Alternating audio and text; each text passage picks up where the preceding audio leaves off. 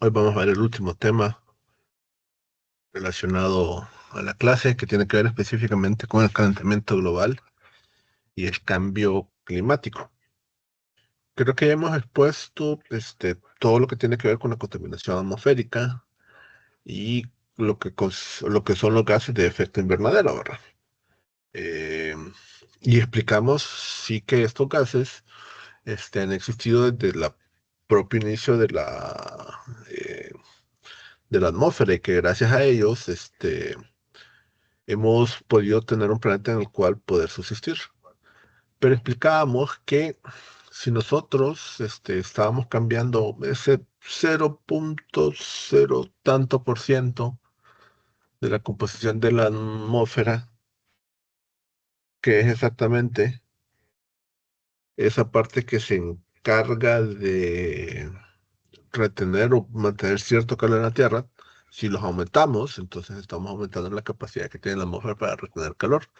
Si los reducimos, estamos reduciendo la capacidad de la atmósfera para también mantener cierto calor, ¿verdad?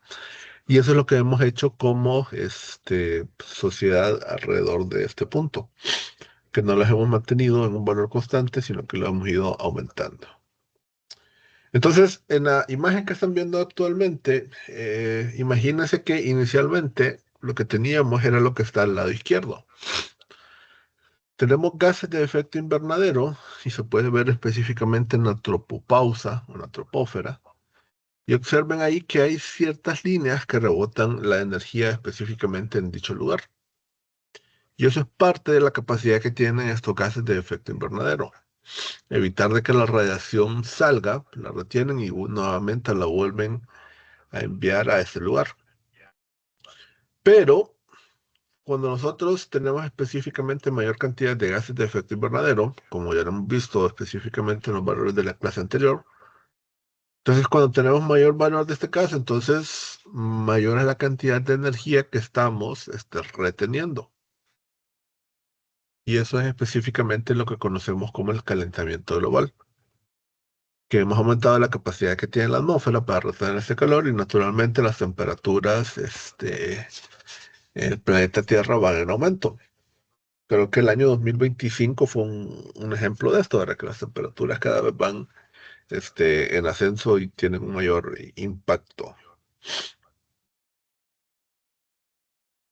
Entonces, decía White James que si tuviésemos la Tierra y tuviéramos un instructivo de cómo se comporta, el capítulo del clima empezaría con una advertencia de que el sistema fue ajustado de fábrica para mayor comodidad y no hay que tocar los botones.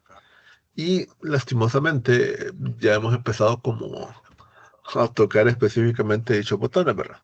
No, lo que estoy queriendo decir es que estamos en condiciones en las cuales ya no se puede vivir porque naturalmente estamos viviendo en ellas y sí lo podemos hacer.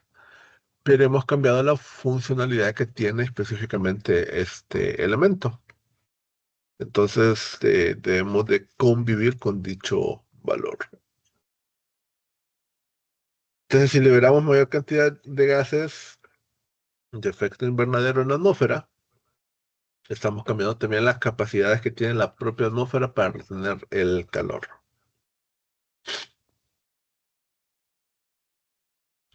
Entonces, muchos creen que los cambios específicos que tiene la Tierra es debido a que estamos en procesos de glaciación. Y esto se creen que más o menos ocurren alrededor de 18.000 años.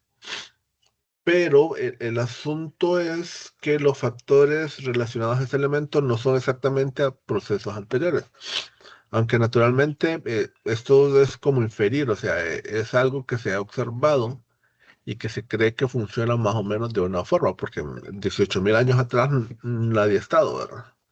No se tiene ningún registro específico de dicho elemento, ¿verdad? Entonces, eso para tenerlo en cuenta. Otro elemento es esta concentración de gases de efecto invernadero, 400 partes por millón. Eso es aproximadamente el 0,04% del contenido específicamente de la atmósfera. O sea, es una parte mínima, ínfima. Pero eso sí puede causar cambios o diferencias específicamente en nuestro entorno. Entonces, esto se da específicamente por el manejo que hacemos del petróleo y sus derivados y también del manejo del carbón y del gas natural que tenemos específicamente en nuestro alrededor. Entre mayor uso estemos dándole y no tengamos formas alternas de generación de energía para conservar específicamente esto, entonces estamos en aumento la concentración específica de dichos elementos. Y en Manualao, Hawái, hay un laboratorio que se encarga de medir específicamente las concentraciones de CO2. Y este opera desde 1958. Entonces, algo que creían las personas en aquel tiempo, uy, casi me caigo, perdón. Algo que creían las personas en aquel tiempo es que una concentración que esté por encima o superior a las 400 partes por millón era un cambio que era prácticamente imposible de revertir. Pero lastimosamente ya llegamos a ese punto y seguimos acá, ¿verdad? O sea que esos supuestos que se tenían en aquel momento, recuerden que esta presentación se hizo alrededor del 2013 y se tenían específicamente los paradigmas de esa época. Entonces que para poder regresar a nuestro entorno sí vamos a ocupar una cantidad de años y eso sí es cierto, ¿verdad? Pero eso básicamente depende del uso que tengamos de los gases. O sea, si seguimos con el mismo manejo de gases de efecto invernadero, entonces vamos a seguir exactamente igual. Entonces, allá por el siglo XIX, 1800 aproximadamente, se infería que la concentración de gases o de CO2 en la atmósfera era de 280 partes por millón. Y que anteriormente, año a año, el incremento era aproximadamente de 0,7 partes por millón, pero que en los últimos años se observaba un crecimiento de 2,1 partes por millón o un crecimiento aún superior, ¿verdad? Entonces, bueno, esto es explicar exactamente lo mismo, que la producción artificial de dióxido de carbono es la influencia de la temperatura, decía Gallagher en 1938. Entonces, Charles Killen en 1958 tuvo este laboratorio, la idea de colocar ese laboratorio en Manu al lado para poder medir específicamente estos elementos. Y estos son los valores observados específicamente en dicho laboratorio. Se observan, inicia aproximadamente en 1958 y va en aumento hasta aproximadamente el 2013. Y observamos que en el 2013 específicamente ya tenemos esa concentración de gases de efecto invernadero, ¿verdad? Acá lo podemos ver. Pero algo que podemos observar es que si vamos en aumento, ¿verdad?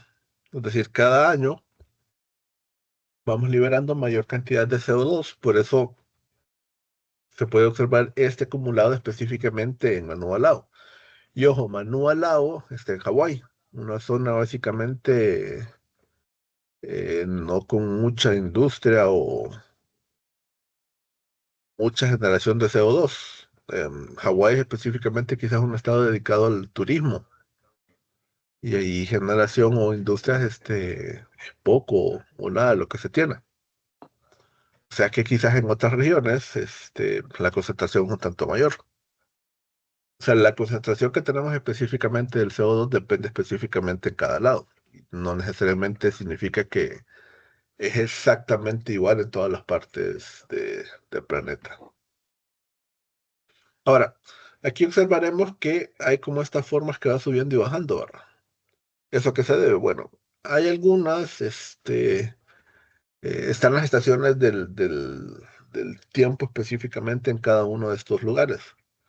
Por ejemplo, en primavera y verano, el crecimiento de la vegetación es un tanto mayor. Por lo tanto, a eso podemos explicar que son estos valores inferiores. Pero en otoño e invierno el crecimiento de la vegetación es menor. Entonces, esos son los puntos superiores, ¿verdad? Si esto se mantuviera sin ningún cambio, entonces el comportamiento que tendríamos quizás sería una línea horizontal, ¿verdad? Pero lo que observamos es que no, es una línea que va en aumento. O sea que año a año, la sociedad mundial lo que está haciendo es agregando mayor concentración de CO2. Entonces, esto lo que produce es que un cambio climático regional y un ascenso, perdón, en los niveles del mar. Ahora, lo del ascenso ya se reconoce, pero en sí que es cambio climático regional. No sé si lo había explicado anteriormente, pero uno cuando quiere conocer ciertos valores relacionados con la atmósfera tiene dos formas de verlo. Uno es el estado del tiempo y otro es observar el clima. El estado del tiempo es como intentar predecir qué es lo que se va a tener específicamente a futuro relacionado con la atmósfera. O sea, los reporteros del estado del tiempo en los noticiarios, eh, ellos salen y tratan de decir, por ejemplo, si va a haber lluvia, si va a haber sol, cuál es la temperatura que se espera. Algunos dan reportes de cómo va a estar los mares, si va a haber presencia o no en cada uno de estos lugares, ¿verdad? Y eso es lo que se intenta decir específicamente con esto. Pero cuando hablamos del clima, lo que nosotros estamos hablando específicamente son las características propias que se han venido reproduciendo alrededor de unos 20 a 30 años en una determinada zona. Y eso es lo que nosotros conocemos como clima. Sí. Entonces, así es como se observa específicamente dicho elemento. Entonces, cuando hablamos de un cambio climático, es cambiar o que hemos observado que se han cambiado específicamente las características observadas en dicha zona. Y esto sí es como una especie de promedio observado para este elemento. Y cambiar eso, créanme que es sumamente difícil. Pero es algo que al menos ya hemos observado nosotros. Por ejemplo, no sé qué, bueno, sé que son de diversas ciudades, pero yo creo que antes el inicio de las lluvias era como bastante marcado en determinada fecha, ¿verdad? En la actualidad eso varía en gran forma, si es año niño o niña, vamos a ver específicamente qué es eso. Eh, por ejemplo, en los meses de marzo a mayo muchas veces se da smog, pero otros años no se da, ¿verdad? Entonces, eso es algo que está cambiando. Y todos estos elementos que han ido surgiendo y que han ido marcando las características en este lugar. Pero ¿cómo nosotros podemos estar seguros de que los gases de efecto invernadero son los que están produciendo específicamente dicho elemento? Entonces, como respuesta, en 2013, recordemos, no se tenía específicamente una forma rotunda de garantizar esto. Pero hay una revista que se llama Bloomberg, es una revista económica, pero es una revista que tiene publicaciones asociadas con diversos comportamientos, factores relacionados a las demás ciencias. Entonces creo que por 2016 esta revista hizo una publicación en la cual mezclaba todas las posibles respuestas para tratar de explicar este cambio climático. El asunto es que combinó todo, lo de la glaciación, y un montón de soluciones que se presentaban, y también se explicaba lo del aumento de los gases de efecto invernadero. Y este aumento era el principal responsable del aumento en las temperaturas y también de los cambios asociados a dicho elemento. Y se mencionaba que no era el único responsable, pero sí era el mayor responsable. Entonces es algo que nosotros podemos tomar como observado y aprendido, que sí los gases de efecto invernadero, si estamos cambiando en gran forma su concentración o su participación en nuestro entorno, entonces sí van a producir cambios en nuestro entorno. Entonces, lo que nosotros tenemos que empezar a ver es cómo intentar reducir esto, ¿verdad? Naturalmente, no somos un país industrializado, No tenemos las capacidades de generación específicamente en dicho lugar. Por ejemplo, los principales países que producen el CO2 en nuestro entorno son China y Estados Unidos. Y en ese orden van, China emite mayor cantidad de gases de efecto invernadero y Estados Unidos es el segundo elemento que emite mayor cantidad de gases de efecto invernadero. Entre ambos aportan específicamente una cantidad que es entre el 48 y 49% de la totalidad de gases de efecto invernadero en la Tierra. Es decir, si lastimosamente estos elementos o estos países no cambian o tienen factores para ir reduciendo su uso de o manejo específicamente de la liberación de gases de efecto invernadero, entonces estaremos cada vez con mayores fenómenos relacionados específicamente al cambio climático. Entonces, reconocemos, perdón, que el clima depende de diversos factores. No hay como decir una forma en la cual nosotros estamos seguros que esto se debió a determinado valor o elemento. Entonces, es, por así decirlo, un tanto más complicado intentar reducirlo. Y, por ejemplo, tenemos estos eventos del año niño o del año niña asociados con estos elementos. Y esto básicamente, no sé si qué tan pendientes ustedes están de estos fenómenos, pero cuando tenemos año niño, hay problemas de lluvia en nuestras ubicaciones y cuando es año niña hay mayor presencia de lluvias en nuestro entorno. Pero, ¿qué es cada uno de estos elementos? Bueno, el año niño se produce específicamente cuando hay un calentamiento en las aguas del Pacífico. El primer fenómeno que se observó de esta clase ocurrió en 1994. Y básicamente es algo similar a lo que se presenta con estos casos puntuales. Entonces, observemos que la zona roja representa el calentamiento, la azul representa las zonas donde tiende a haber mayores inundaciones y las zonas anaranjadas quizás serían zonas donde se presenta sequía con dicho valor.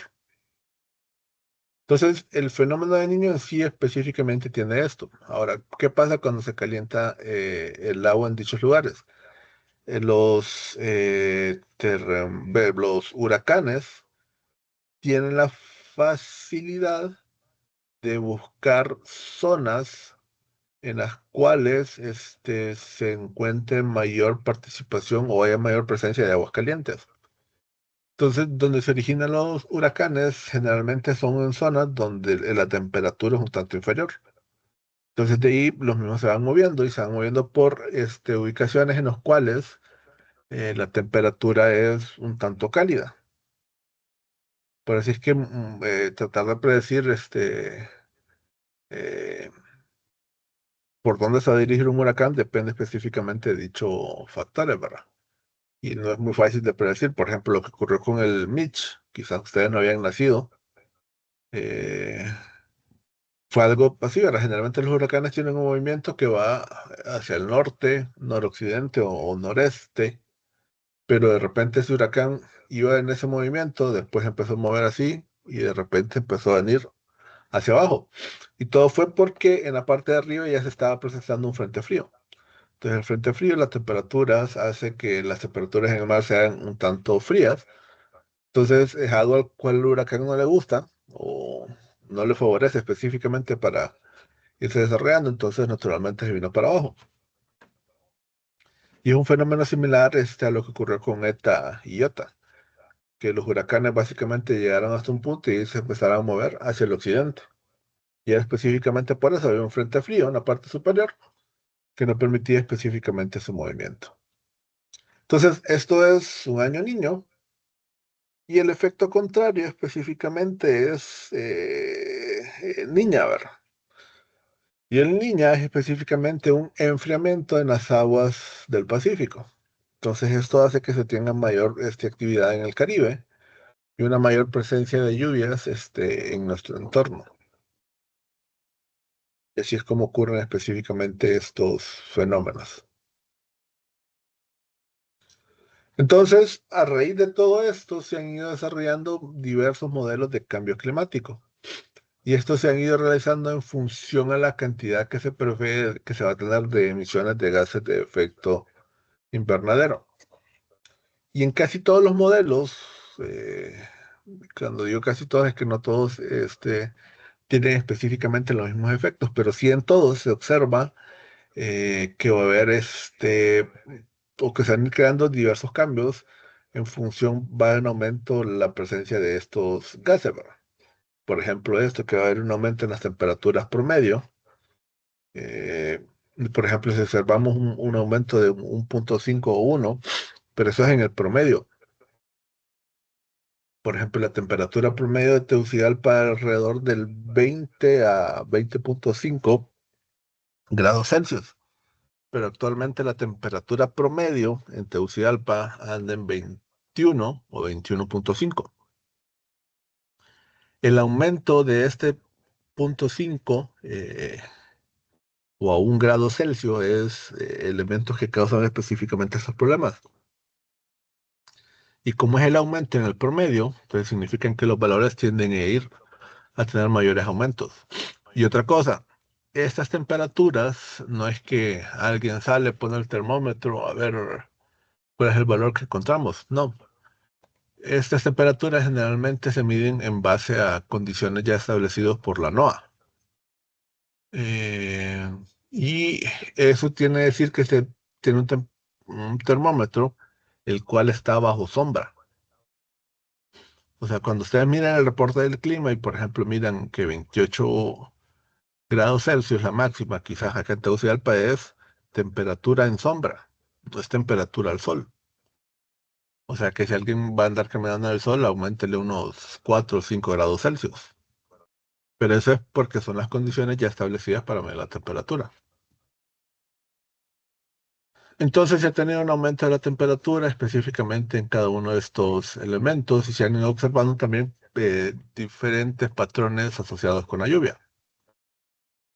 Entonces, ¿cuáles son los riesgos asociados con el cambio climático? Quizás mayor exposición a huracanes, en otras ubicaciones, ventiscas de nieve e incendios. Los incendios sí los hemos ido observando específicamente en este lugar.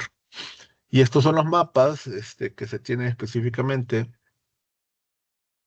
con cada uno de estos lugares. Tenemos de verlos específicamente para nuestro entorno.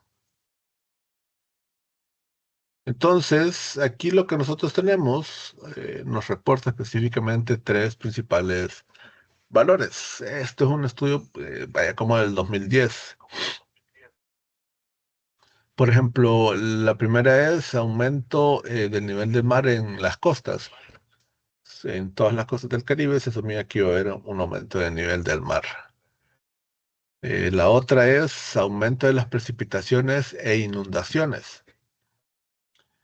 Para observar esto específicamente, sí se señala que se ha tenido una mayor participación de lluvias, pero pues, algo que se ha observado es que el aumento es poco. Ahora, lo que se ha ocurrido es que la lluvia, eh, ¿cómo decirlo? Por ejemplo, lo que antes llovía en una semana o 2 semanas, ahora llueve en un solo día. Y los demás días, ya no presentan lluvia. Eso es sí parte de los efectos observados del cambio climático. Y el otro elemento puntual observado en esta zona es, por ejemplo, mayor presencia de incendios. ¿Cómo se da esto? Bueno, en los meses entre febrero a mayo, la humedad relativa del ambiente o de la atmósfera en nuestro lugar es bastante baja. La humedad relativa es la cantidad de agua que tiene o que transporta específicamente el aire. Entonces, al bajar esa cantidad de agua y se produce un incendio, es un tanto más complicado o difícil detener la propagación de dicho incendio. Entonces, hay regiones en las cuales en el camino se puede iniciar, quizás alguien tira un cigarro o cosas por el estilo, y es específicamente lo que causa el problema en dicha región. Y eso se da específicamente en función a ese, a ese elemento.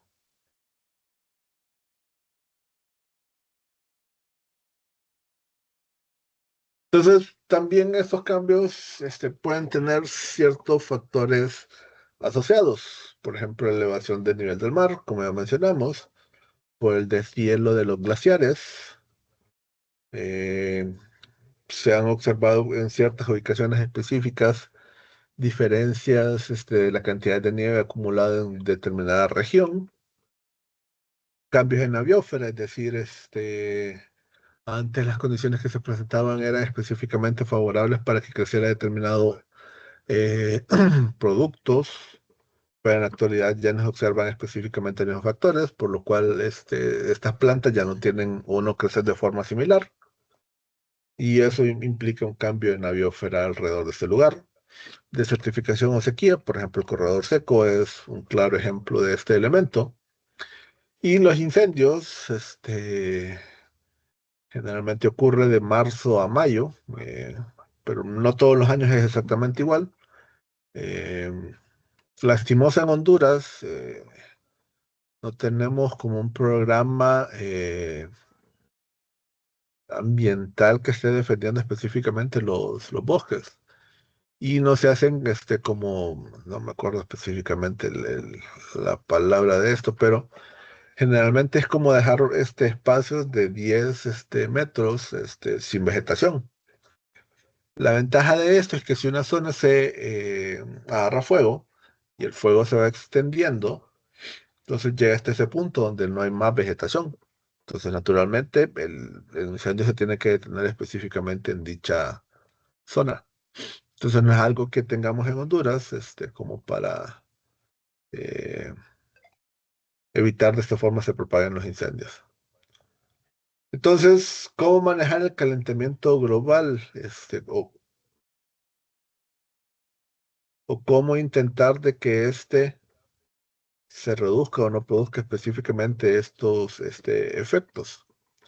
Entonces ha habido diversas propuestas, por ejemplo, control de los combustibles fósiles, mayor control sobre los CFC, eso sí es específicamente una tarea, por ejemplo, en Honduras, para tratar de importar gases de efecto